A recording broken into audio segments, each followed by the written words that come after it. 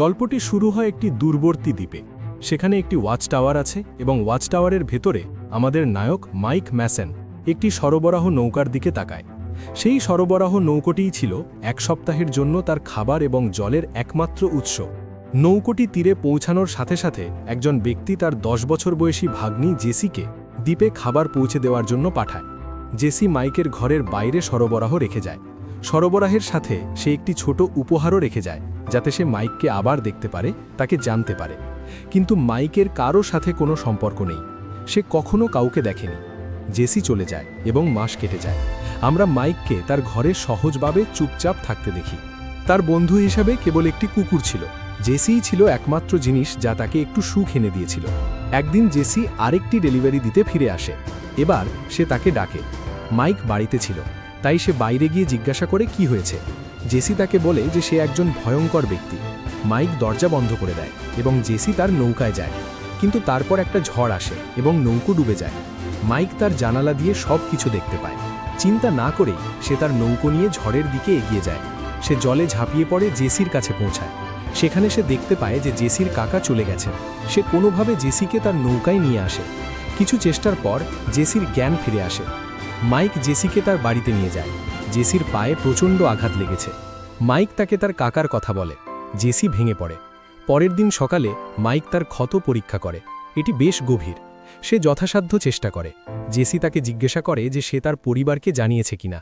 Mic তাকে বলে যে সে জানে যে তার বাড়িতে কেউ নেই, সে কেবল তার কাকার সাথেই থাকত।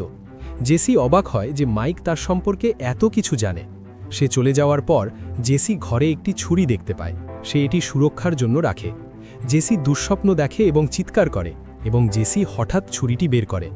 মাইক মোটেও ভয় পায় না, বরং সে জেসিকে ব্যাখ্যা করে যে যদি কখনো নিজেকে রক্ষা করার প্রয়োজন হয় তবে কিভাবে ছুরি ধরতে হয়। দিনগুলো সপ্তাহে পরিণত হয়। মাইক জেসিকে নিজের মেয়ের মতোই ভালোবাসে। জেসিও মাইকের কুকুরের প্রতি আসক্ত হয়ে পড়ে। ঘন্টার পর ঘন্টা তার সাথে খেলে। সে তার নাম রাখে টমি। সে দাবা খেলতেও জানে, যা দেখে মাইক খুবই মুগ্ধ। মাইক জেসির পা পরীক্ষা করে। ক্ষত এখনও সেরে ওঠেনি, তাই সে সিদ্ধান্ত নেন যে তাকে সঠিক ওষুধের জন্য মিনল্যান্ডে যেতে হবে। সে তার নৌকো নিয়ে কাছের একটি শহরে চলে যায়। দোকানে সে নিরাপত্তা ক্যামেরা এড়িয়ে মুখ ঢেকে রাখে। এদিকে লন্ডনের সরকারি কর্মচারীদের একটি শুনানি চলছে।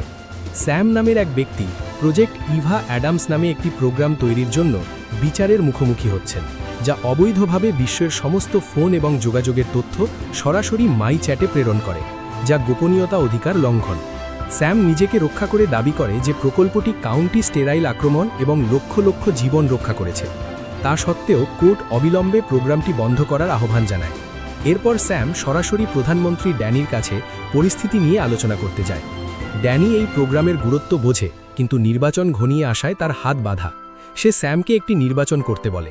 সে দুর্ঘটনাক্রমে কিছু প্রভাবশালী ভিডিওতে হোঁচট খায় এবং প্রকল্পটি দখল করে, যা তার জন্য। সিস্টেমটি তার মুখ স্ক্যান করে এবং তা চিহ্নিত করে। সরাসরি এই তথ্য ইএমের নতুন পরিচালক রোজের কাছে পাঠায়। যখন সে তার ফাইলটি দেখে, এটি একটি ভিন্ন মুখ প্রকাশ করে। ম্যাক একজন আন্তর্জাতিক সন্ত্রাসী যে একাধিক বোমা হামলা করেছে। সে তৎক্ষণাৎ তার দলকে একটি বিশেষ টাস্ক ফোর্স পাঠিয়ে তাকে ধরতে নির্দেশ দেয়। পরের দিন ম্যাক জেসির ক্ষতস্থানে ব্যান্ডেজ করে। জেসি তার নতুন ক্যাবগুলি নিয়ে আনন্দিত।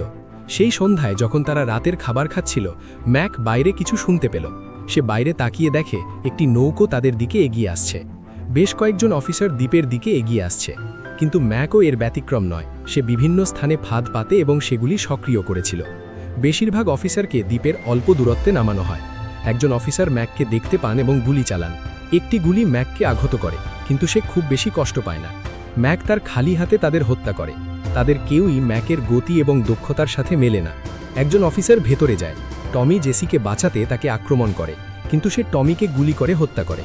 বলে যে তাদের দ্রুত এখান থেকে বেরিয়ে যেতে হবে।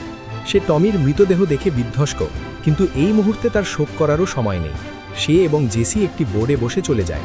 এদিকে অ্যামি প্রতিদিন সদর দপ্তরে পুরো অপারেশনটি সরাসরি দেখছে। সে হতভাগ যে ম্যাক একজন সাধারণ সন্ত্রাসী নয়। সে তার সবথেকে বিপজ্জনক অফিসার ডেল্টা অফিসার জেমসকে পাঠানোর নির্দেশ দেয়। দৃশ্যপট পরিবর্তন হয় এবং আমরা দেখতে পাই জেসি লক্ষ্য করে যে ম্যাক রক্তাক্ত।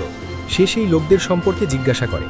ম্যাক বলে যে তারা সবাই তার অতীতের ভূত ছিল, যারা তাকে তাড়া করতে এসেছিল।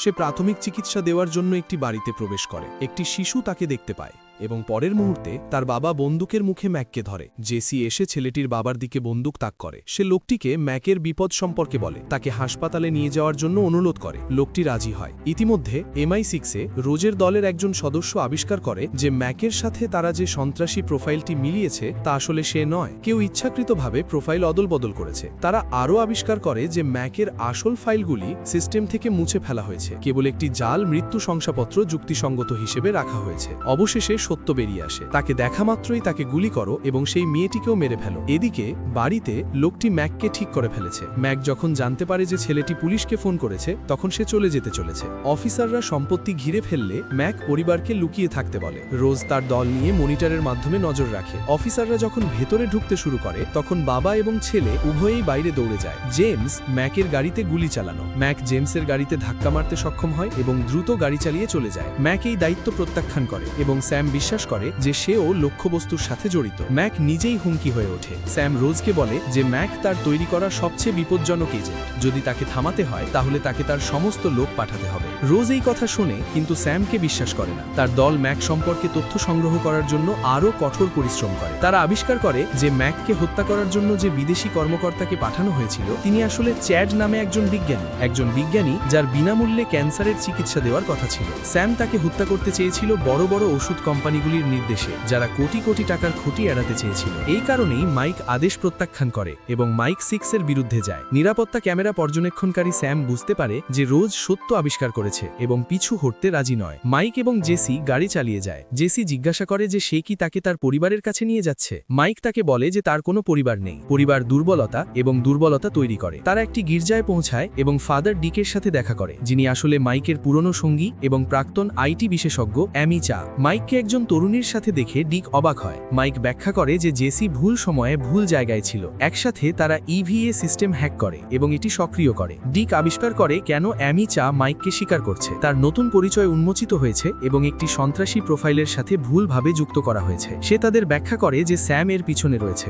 মাইক ডিককে জেসিকে নিরাপদে রাখতে বলে যখন সে ট্রেডকে নির্মূল করতে যায়। ডিক প্রথমে তা প্রত্যাখ্যান করে কিন্তু জেসি তার ক্যান্সারের ওষুধ চিনতে পারে এবং প্রকাশ করে যে সে তাকে চেনে। তার মা বহু বছর আগে ক্যান্সারে মারা গিয়েছিলেন। ডিক স্বীকার করে যে তার 5 মাস আগে রোগ নির্ণয় করা হয়েছিল। মাইক তার পুরনো বন্ধুর জন্য মন ভেঙে যায়। তারা চেনের সাথে যোগাযোগ করার সিদ্ধান্ত নেয়, একজন বিপজ্জনক অপরাধী যে এখনই তাদের সাহায্য করতে পারে। ডিক যখন গাড়ি প্রস্তুত করতে বেরিয়ে আসে মাইক বুঝতে পারে কিছু একটা ভুল হয়েছে। জেমস এসেছে। মাইক এবং জেমস একটি নিষ্ঠুর তীব্র লড়াইয়ে লিপ্ত হয়। উভয়েই উচ্চ প্রশিক্ষিত খুনি এবং তাদের যুদ্ধের শক্তি রয়েছে। মাইক জেমসকে আহত করে, তারপর জেসিকে ধরে ফেলে এবং ডিকের সাথে পালিয়ে যায়। জেমস পূর্ণ গতিতে তাড়া করে কিন্তু তাদের ধরতে পারে না। জেসি জিজ্ঞাসা করে যে সেই দ্রুত বিপজ্জনক লোকটি কে ছিল। ডিক ব্যাখ্যা করে যে জেমস মূলত জেসিকে জিজ্ঞাসা করছে যে কেন সে তার সাথে থাকতে পারে না। জেসি জিজ্ঞাসা করে কেন সে তার সাথে থাকতে পারে না। মাইক ব্যাখ্যা করে যে তাকে অনুসরণ করা বিপদ টু বেশি এবং এটি থামানোর একমাত্র উপায় আছে, উৎসটি বাদ দিন। জেসি তাকে প্রতিশ্রুতি দেয় যে সে বেঁচে থাকবে কিন্তু মাইক উত্তর দিতে পারে না। সেই রাতে তারা একটি নাইট ক্লাবে পৌঁছায়। নিরাপত্তা ক্যামেরা তাদের ছবি ধারণ করে এবং স্যাম এবং রোজকে সতর্ক করা হয়। তারা তাদের দলগুলিকে সেই স্থানে মোতায়েন করে। ভিতরে মাইক চেনের সাথে দেখা করে, একজন প্রধান অপরাধী নেতা, যে তাকে দেখে অবাক হয়ে যায়। সে ভেবেছিল মাইক মারা গেছে। মাইক চেনকে জেসিকে স্পেনে নিয়ে যেতে, তাকে একটি নতুন পরিচয় দিতে এবং তাকে নিরাপদে রাখতে বলে। চেন তা প্রত্যাখ্যান করে।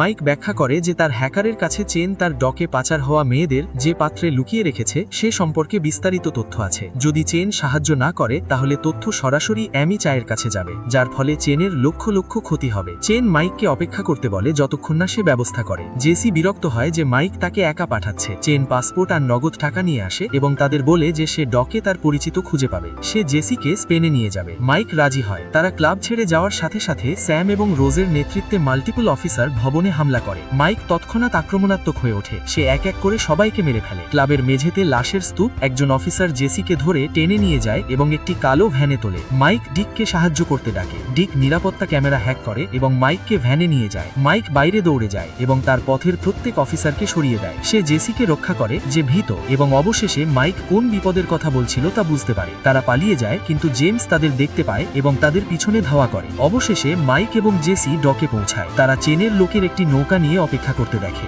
মাইক জেসিকে বলে যে সে স্পেনে নিরাপদে থাকবে। জেসি তাকে বলে যে এত বছর ধরে সে তার পরিবার। মাইক তাকে প্রতিশ্রুতি দেয় যে তার কিছুই হবে না। হঠাৎ একটি গুলির শব্দ শোনা যায়। মাইক জেসিকে নৌকায় ঠেলে দেয় এবং চেনের লোকেরা তাকে নিয়ে পালিয়ে যায়। মাইক ঘুরে দেখে জেমস এগিয়ে আসছে। সে জেমসকে মুষ্টিযুদ্ধের চ্যালেঞ্জ করে। দুই অভিজাত অপারেটিভ একটি মহাকাব্যিক ঝগড়ায় লিপ্ত হয়। এটি ব্ল্যাক কাইট ডেল্টা অপারেশনের 1 নম্বর এবং 2 নম্বর অফিসারের মধ্যে মুখোমুখি সংঘর্ষ। নিরলসভাবে ঘুষি মারে। মাইক প্রমাণ করে যে তাকে আহত করা হয়েছে, কিন্তু সে এখনও সিংহ। সে একটি বড় ধাতব পাইপ তুলে নেয় এবং শেষ আঘাত করে জেমসকে মেরে ফেলে। মাইক ঘটনাস্থল থেকে পালিয়ে যায়। পরের দিন স্যাম তার বাড়িতে থাকার সময় সে তার সমস্ত রক্ষীকে মৃত দেখে। সে তৎক্ষণাৎ বুঝতে পারে মাইক তার বাড়িতে আছে। স্যাম তাকে বলে যে এটি তার ব্যবহার করার সেরা অস্ত্র, কিন্তু মাইক উত্তর দেয় যে যদি সে টাকার জন্য মানুষ হত্যা করতে চাইতো তাহলে সে একজন কন্ট্রাক্ট কিলার হতো, যা জন করে না। স্যাম যুক্তি দেয় যে টাকা পৃথিবী চালায় এবং মাইককে একসাথে কাজ করার সুযোগ দেয়। তারা একসাথে পৃথিবী চালাতে পারে। মাইক বলে যে সে যদি চাইতো তাহলে সে 10 বছর আগেই এটা করত।